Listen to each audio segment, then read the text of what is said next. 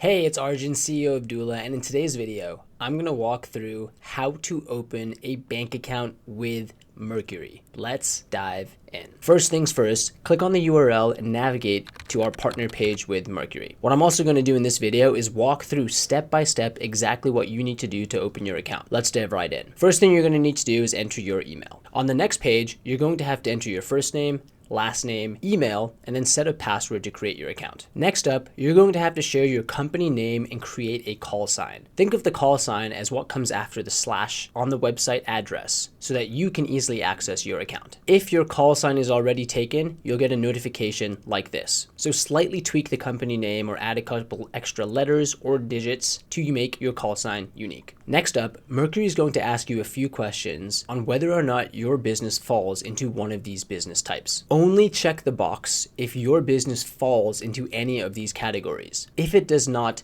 click on none of the above to proceed. Next up, you'll have to click OK to confirm to the Patriot Act disclosure. Federal law requires institutions in the US to collect the information of the beneficiaries or the owners of the bank account, which means as you go through this process, you're going to have to provide some personal information. This is a federal law. So in this case, click OK and let's continue. First up, we're going to fill out our company information.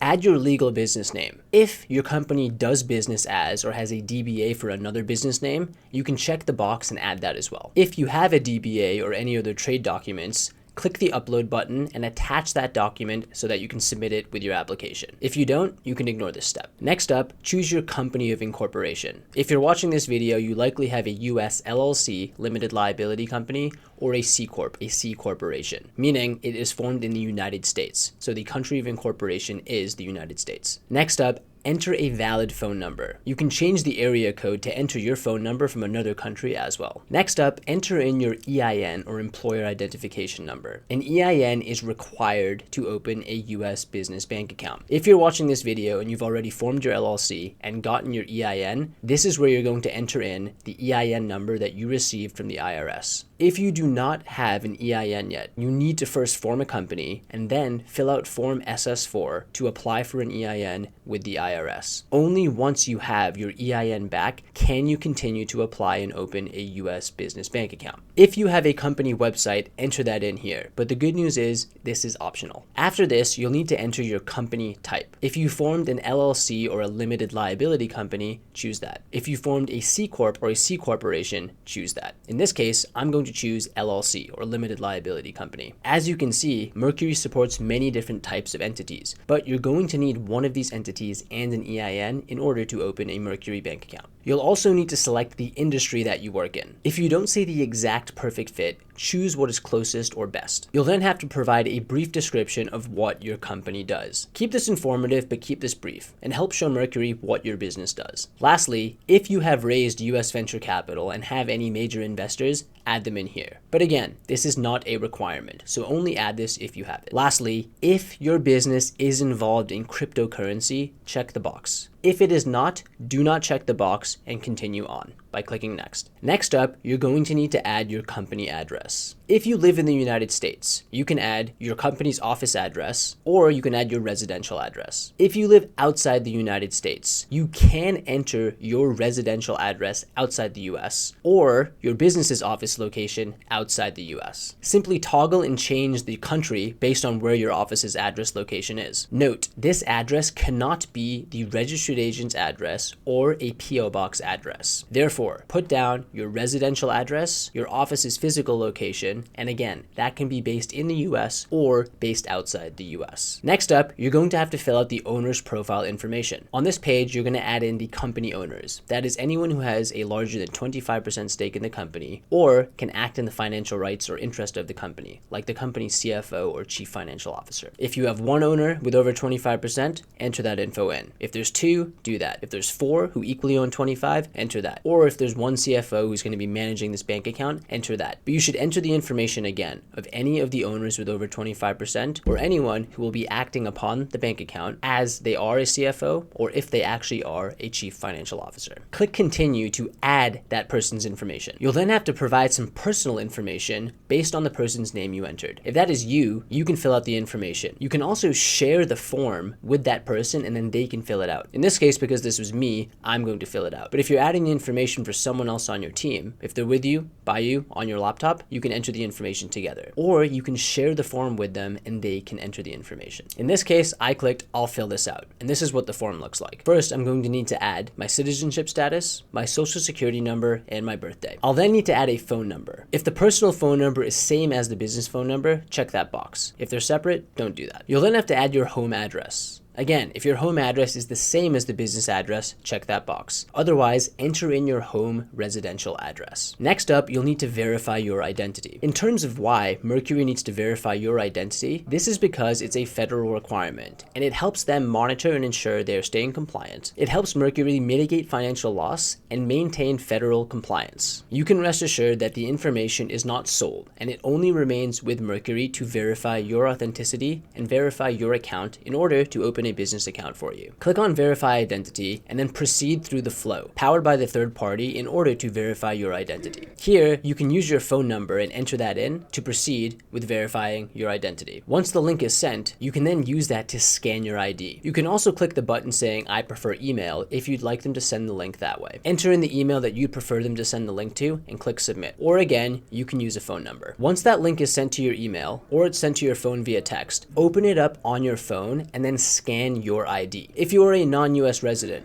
you should scan and you will have to scan your passport. If you are a US resident, you can see what types of IDs are accepted and scan that ID and then submit it. To recap here, a passport or US driver's license is required. So if you are in the US and have a US driver's license, you can use that or your passport. If you are based outside the United States, you are going to need to use your passport. So make sure you have that handy and your passport is valid in order to complete and proceed with this step. If you've held political office before or have any political exposure, select yes. If not, select no. You can also provide social profiles to speed up your review, so Mercury can check them out to learn more about you and your business. If you don't complete any of the steps above, you'll get an error saying please add that information. Make sure you fill out all the required info before proceeding to the next steps. Before proceeding, click the checkbox at the bottom to verify that you have entered in all the information of all owners with over 25%. In this case here, you can see that I didn't fully finish verifying my identification via the phone link that was texted to me or emailed to me. Once I take that link, open it up and scan my passport, this step will be resolved. But I'm going to continue on with the process. On this page, you're going to need to enter your company documents. There are two key documents that you need to enter on this page. The first are your formation documents. The second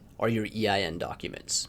Let's start with formation documents. When you form a U.S. company, you are issued a document, sometimes known as the Certificate of Incorporation or the Articles of Organization. When you formed your LLC or C Corp, you get that document and you must save it. If you formed your LLC or C Corp with Doula, we provide this file for you. Simply take this document and upload it on this step. You'll first need to select the document type. Simply toggle below to pick the document name that matches. You'll see this on the top of the document, so just simply match whatever that document says to what you see below. I'm going to provide a little example here that we have on our blog post called Proof of LLC Ownership for someone creating a bank account for their LLC. You'll see here, this person formed an LLC in Wyoming, and once it was formed, Doula provided the Articles of Organization. You can see on the top it says Articles of Organization, and this is what the form looks like in Wyoming. In other states like Delaware or other states in the US, the form might look similar or it might look slightly different, but this is an example of the form you must submit on this step. In this case, I would select Articles of Organization and I would upload that document here. Next, you'll need to upload your EIN documents. Specifically, the documents you have to upload are one of the following: a CP 575 form, a 147C letter, a returned SS4, or a screenshot of the IRS's website with your EIN clearly visible. I'm going to show you an example here of the most common form to upload, which is your EIN confirmation letter. This is the form that is sent from the IRS after your EIN has officially been sent and verified. Once you get this form, also known as Form 147C or Letter 147C, save it and you can upload it on this step. But again, there are a couple other documents you can add, including a CP575 form, the returned SS4, which is slightly different than the 147C letter. The 147C letter is the confirmation letter. The returned SS4 is the returned application for EIN document, which looks a little like this. This is Form SS4, application for EIN. Once you fill this out and it was sent to the IRS will return this form. So you can upload this form, or again, you can upload the 147C letter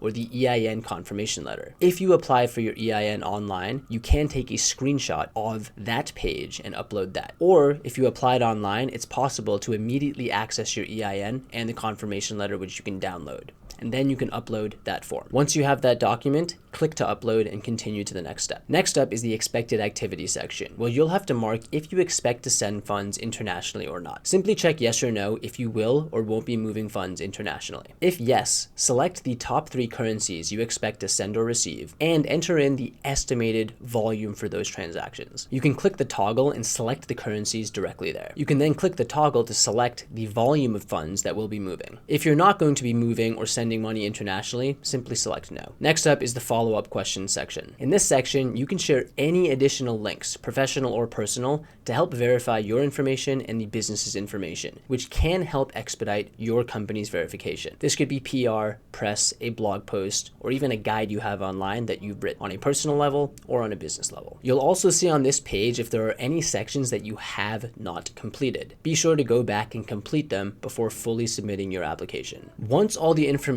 is added, click review your application and click submit. From there, Mercury will then review your application and get back to you with whether or not your application was accepted. If you went through this complete process and you do not fall on a restricted business type list, your information was valid, and your business credentials checked out in terms of the formation documents and the EIN documents, there is little reason to believe that you won't be able to open a US business bank account. Be sure to again check your email in case Mercury sends you an email to verify or clarify any information that you submitted. Last but not least, if you have any questions while navigating this flow or while waiting to get approval on your bank account, be sure to check out the Mercury FAQ section. On this page, you can see some of the most frequently asked questions asked by customers using Mercury, and Mercury provides detailed answers breaking down each section. Let's dive into some of the top frequently asked questions. First, Mercury is banking for startups.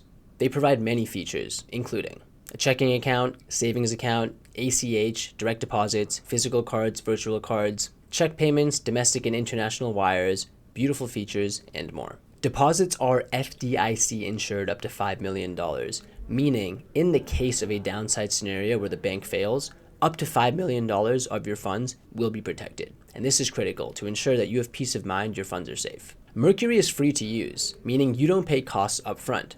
However, for certain advanced features, there might be fees, which you can see here. A major question we get is, can you apply for a Mercury account if you are a non-US resident? The answer is yes. You can see here the exact entity types and countries that Mercury accepts companies from. You can also see here the restricted list of countries, and this is critical. If you are a founder living in any of these countries, you will not be able to open an account with Mercury. And again, the key factor here is, are you living in this country? If you lived there in the past, that's okay. If you're in another country now, but if you currently live in that country, you will not be able to open a bank account with Mercury. To get the most up-to-date list of countries, check out the website at mercury.com/FAQ. And if you live in one of those countries or you want to stay up to date on if new countries are supported, you can email Mercury at hello@mercury.com to stay up to date. Those are some of the most frequently asked questions, but to see more in terms of Mercury, how they make money, some of the features and other tools you can access, please do check out the full FAQ, and we'll link to that below. That's a wrap. I hope you enjoyed this video. And if you have any questions while navigating the flow on how to open a US business bank account with Mercury, do not hesitate to reach out. Thanks so much for watching, and see you in the next video.